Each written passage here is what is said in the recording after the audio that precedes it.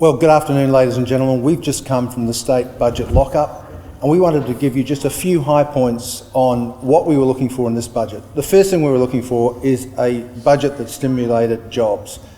We're really concerned about unemployment in the state and underemployment, particularly for young people, particularly for apprentices who can't get work and trainees, and we got it. We got a stimulus package for jobs, $10,000 over 2 years for any new FTE, pretty much applying to 95% of employers in the state, anybody with a payroll of up to 5 million, and that is about 95% of our employers.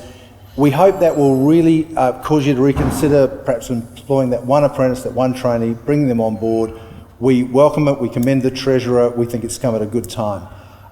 We also wanted some public sector cost control. Anthony, we got it. We got a first really good step, and we commend the Treasurer for taking on that with the public sector. We called on the Treasurer back in our budget submission to reduce public sector spending.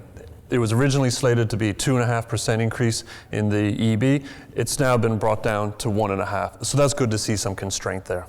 Yep. I mean, people are doing it hard in the non-government and private sector. There's pay freezes, there's layoffs, and we've got a state public sector that costs us $6.9 billion a year.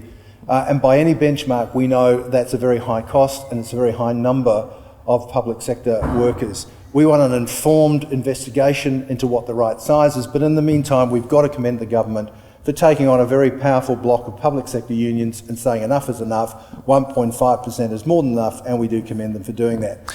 We also called on the government in our budget submission to provide greater assistance to those that are exporters. The future of job growth within the state is export. Right now, South Australia only contributes just over 4% of Australia's total value. The government has recognized that, they've recognized our submission, and they've granted Business SA $600,000 over the next 2 years to put in place and deliver an export-ready program, taking businesses that don't have that idea all the way through business structure, IP protection, etc., to take them into overseas markets.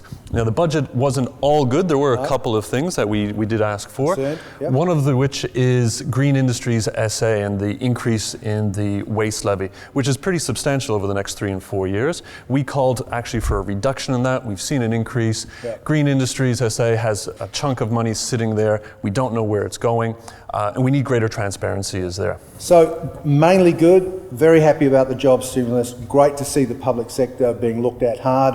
Some other good stuff in tourism, defence, venture capital. It's a solid budget. There's some good things in it. We'll bring you the full detail in due course, but we wanted to get this to you very quickly. Thank you for listening this afternoon. Great, thanks.